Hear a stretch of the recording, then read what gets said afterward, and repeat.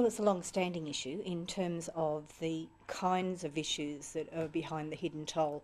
We've been talking with community members over many years in our committee because the Community Affairs Committee of the Senate has a long history of working with people who want to change their community and have issues about which they wish to talk.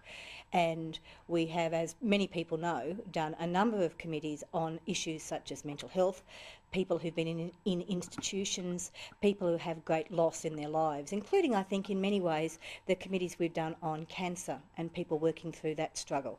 And in all of those committees, there were issues to do with people who had lost hope and had nowhere they could turn. And also, in all of those committees, we had information from people who were offering hope and who were saying there are ways you can make changes. So it almost seemed natural that when we had the lobbying, and there was extraordinarily strong lobbying from people to look specifically at the issue around suicide, it just naturally fell into place. There was great interest amongst all the people on the committee, and there was good support from the ministers and the shadow ministers who felt that we'd be able to get important policy information which could then lead into the political process.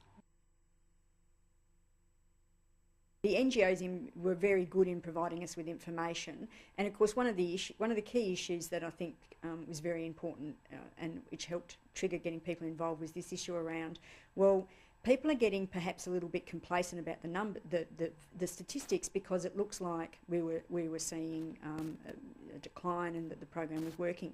But of course, when it was pointed out that the statistics are not reflecting the real picture, it was very obvious that we needed to look into it. And then, of course, when we started talking to people around personal stories and lived experience, it was very obvious that more needed to be done.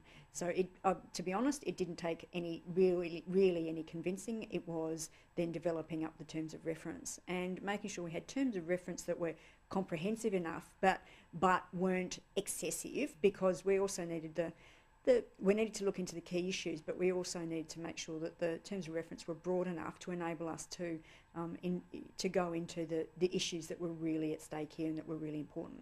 I'm interested to know, for you personally, your involvement in the inquiry. How was that for you, travelling through the inquiry? It was very powerful. It was obviously a very emotional time. It's probably the most emotional inquiry that we've done. Hearing obviously the most emotional areas, we're hearing of people's lived experiences, hearing from people telling their own stories, and from families. And that was at times it was quite difficult, I've got to say, both for committee members, but also, of course, for those telling their stories. It can be, it can take it takes a lot for people to tell their own personal stories, their family stories, in front of a committee of strangers, although we tried to make that experience as sensitive as possible. And some evidence we took in camera, or what we call in private, so that people could tell us their stories and not have to tell their stories in front of a room full of people. And that is also very, very powerful, of course. We tried very hard. The Secretariat the Secretariat wonderful as well. They tried to be very respectful of community. They always are. When I say try, I should say they always are. But we tried to go the extra mile here, ensuring that people were comfortable and felt safe. The other thing I think, in terms of, I was quite shocked about, is the level of the issues around the statistics. I would have thought by 2009, when we were doing this inquiry, that we would have had a handle on the process about cooperation across the states, and it's quite obvious that there needs to be some immense change there, but also around the issues that we still don't have a good handle on. And one of the issues for me was how we raise awareness, but in a way, and it's in the committee report, but in a way that's sensitive. That it's quite obvious to me that we need a very sophisticated strategy, and we're not there yet, and that's reflected in our recommendations. There is nothing, I've got to say, like personal stories that highlight the difficulties, and you're hearing about someone's honest lived experience, and you can't challenge that in terms of what it shows in terms of evidence, the failure for the supportive services, but it also highlights the fact that that these stories are absolutely essential. Somebody's lived experience is absolutely essential to point to the failures of the system, but to point to how we can fix the system and what needs to be done to support people and provide support services across the community. Highlighted to me that we need to improve both our health services, but the community support is absolutely essential, and we are not doing that properly in this country. I think the most frustrating element in the whole inquiry, which is a very big call, is the stupidity of our current system of data collection. How we can be talking in 2010 in a relatively small country with strong IT and goodwill about the way that we need to gather information, how we can be thwarted by an ineffective communication system and an inability to get that right is probably the most frustrating element of this inquiry.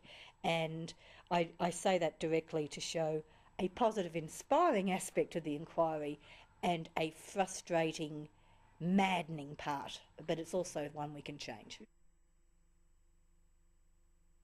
All these sort of issues make you start to think, well, look, we really do have to do something about it.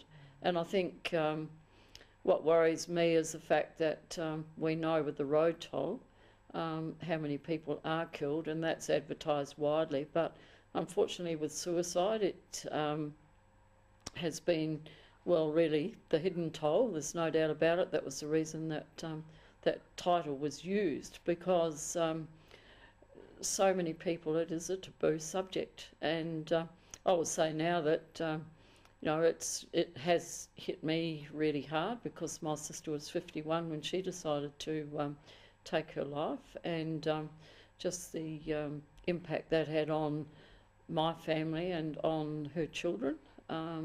It's something that probably listening to all the witnesses, reading all the submissions, it really did make me think more about how I dealt with the issue, how the family dealt with the issue, and how other families are really coming, you know, still trying to come to terms with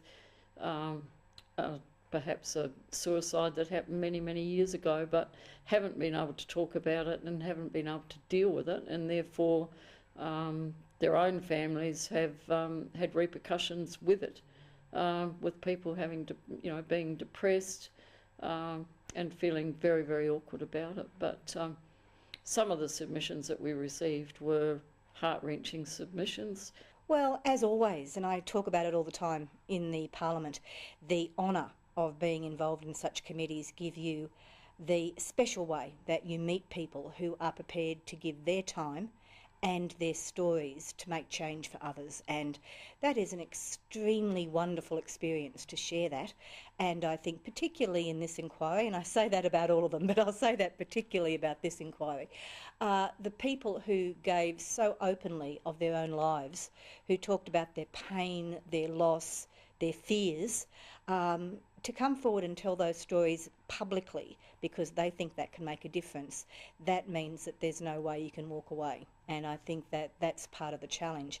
When people have given you the privilege of listening to what they are prepared to say, politicians, no matter from which party, have a real right then to take that forward.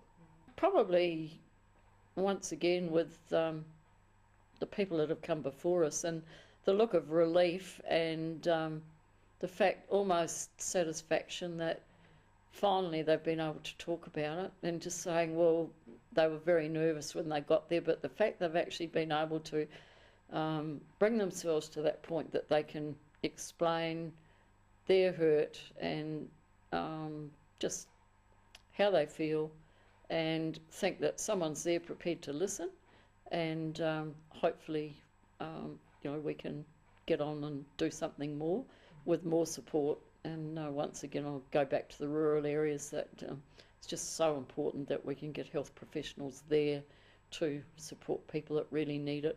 Probably the number of people that did come forward with submissions, and we really, and the number of places that we had to go, it snowballed. To start with, we wondered just really what we would get. But the interest in that inquiry was incredible, and it certainly was with the media as well. Not in a way that, that was an interfering way. It was a way of really the fact suicide had finally come out into the open. And I mean, we had some brilliant speakers, and as I said, the coroners were so good. To think that each state coroner came forward and gave evidence, and that sort of cleared away the myth of why are we not getting so many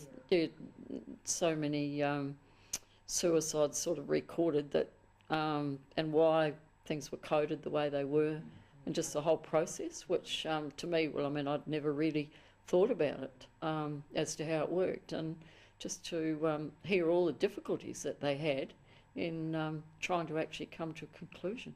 Having said we need to be doing things better, there are some good success stories out there, and that was pleasing, hearing of the support services that are available, hearing the work of the non-government organisations, I've got to say, is quite inspiring.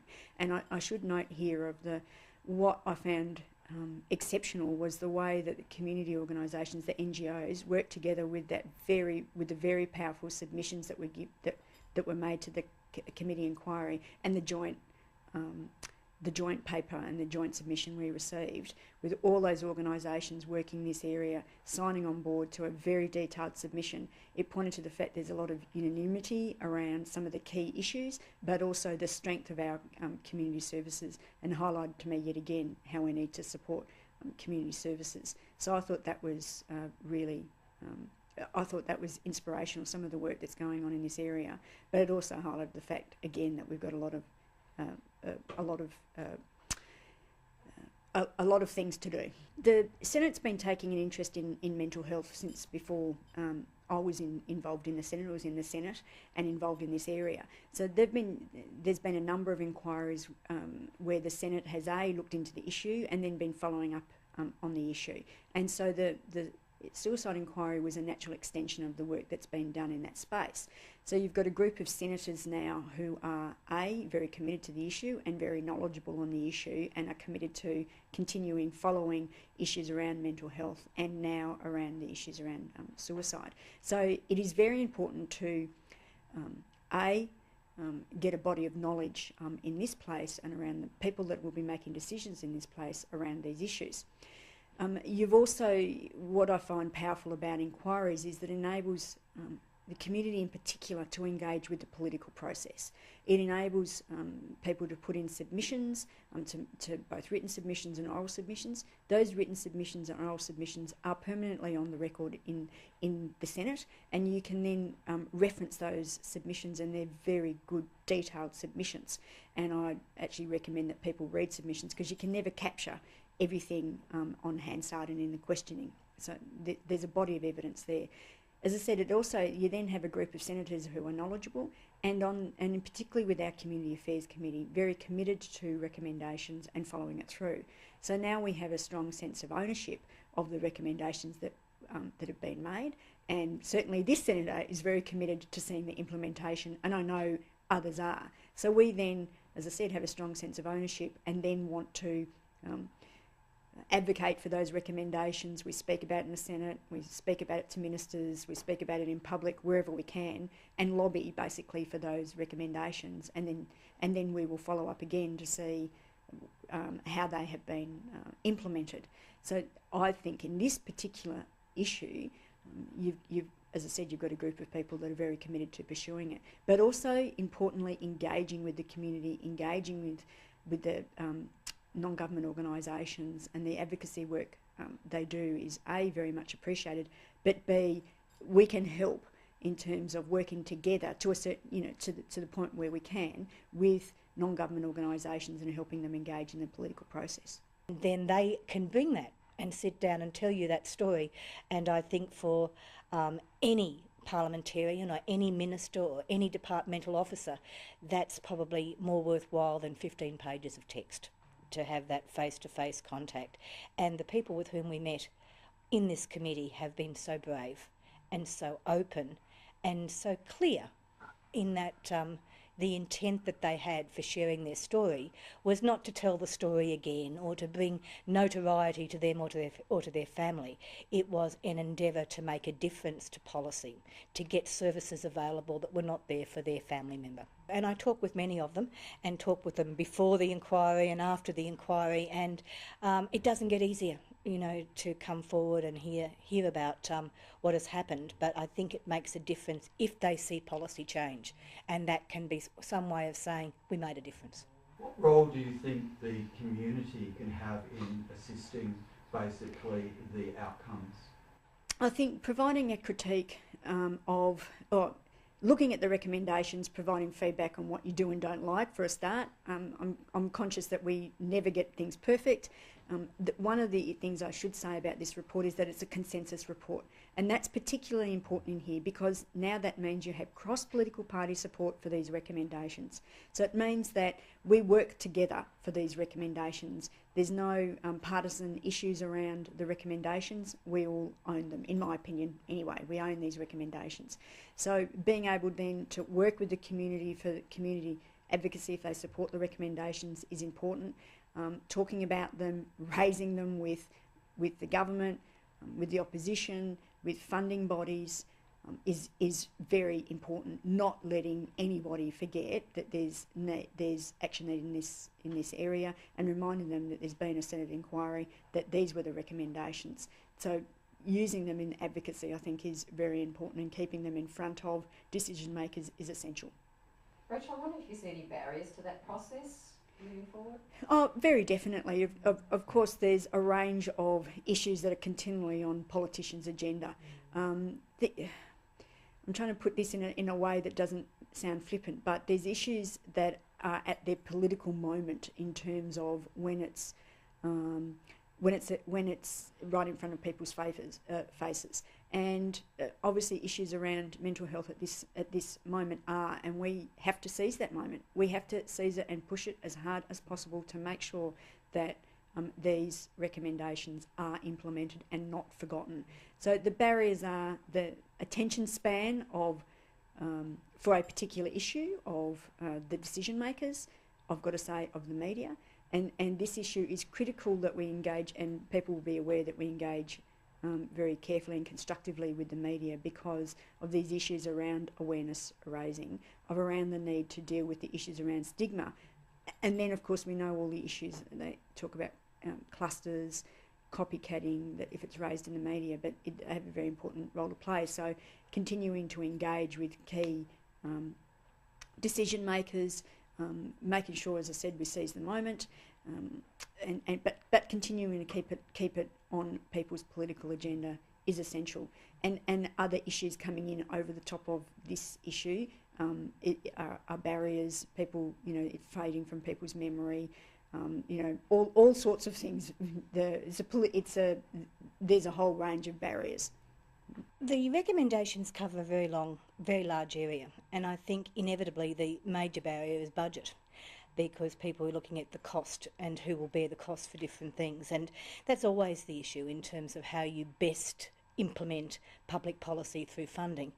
But I think there are things that can be done fairly quickly, and as you could see from the Labor Party, we actually implemented a number of the key recommendations into our policy. So the good thing is that there are some of the things that have been picked up immediately, and that's most unusual. So some of the things have gone that way. I think that one of the major issues that needs further consideration is the one about stigma and the stigma campaign, and there's not an unwillingness from the government to consider that issue. It's just that it is such a large issue.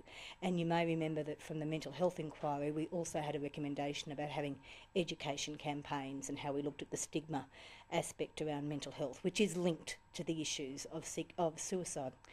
So I think there needs to be a fair bit of work done around that particular recommendation about how it would be put in place, what would be the form of the stigma campaign, over what period, because it's no good to have something that's 2 week and then it's over. People forget that. So I think in terms of the current recommendations, that's probably the one that we all agreed on, and it's the one that has the most barrier in terms of how do we actually get it to happen.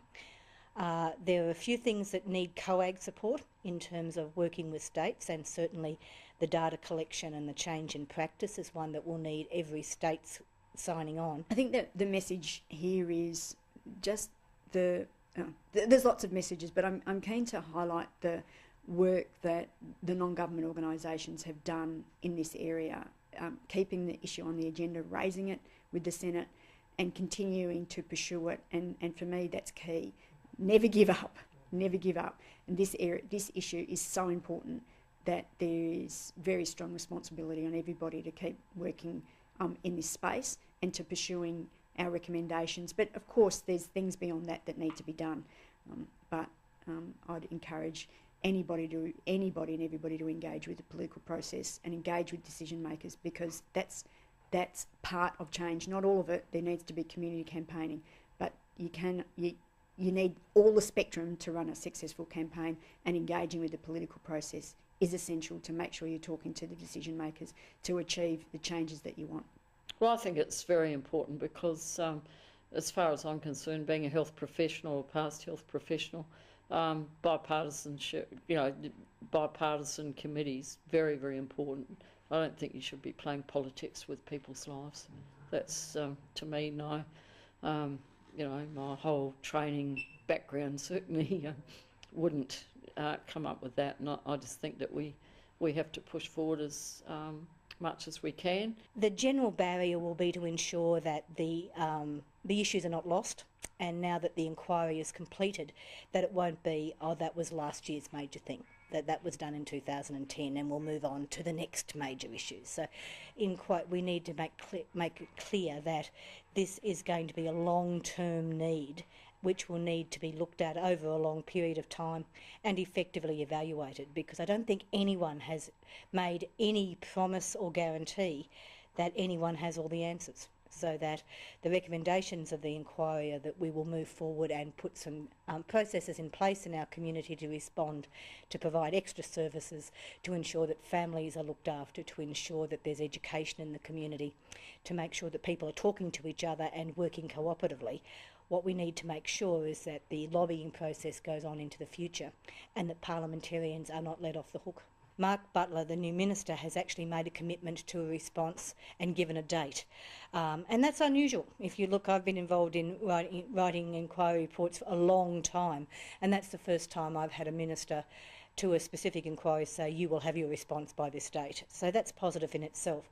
So what the minister is prepared to put in the response is something that we will have to consider as a whole committee. What the Labor Party has done is put into our election commitments 6 of the recommendations and has built them into our budget. So I think that we have responded to an extent. It should not be, and it will not be the end, but there is an immediacy of response, and I think that says a lot about the effectiveness of the people who gave their time to this inquiry.